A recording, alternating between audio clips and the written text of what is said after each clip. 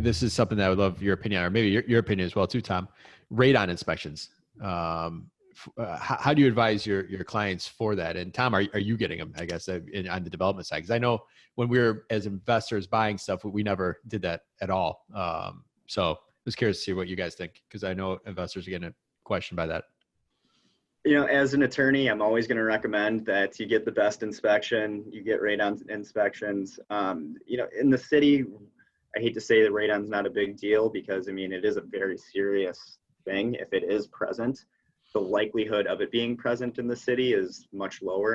Especially if you're, in a condo or, you usually don't have to test if you're on the, fourth floor or above, but, you get to some of the suburbs and we see presence of radon quite a bit, and mitigating can be tricky. It can be very easy, but sometimes it turns out to be a heck of a lot more complicated, and it's really not something you want to mess with. You want to make sure that it's addressed right away.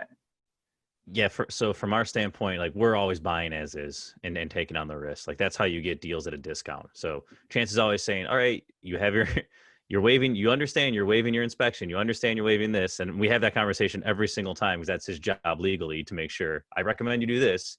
And then we blindly go the other way. But no, just in all seriousness though, like we take on that risk, knowing that we're going to have it tested, knowing that if we're flipping it, the end buyer is going to have it tested, right? Yeah. Like and anyone who's buying a house for $500,000-600,000 is going to do their due diligence. So we need to make sure we cover ourselves throughout the process while we're doing the rehab to make sure we're going to check all boxes, and not just do a cosmetic flip and hand it over to them.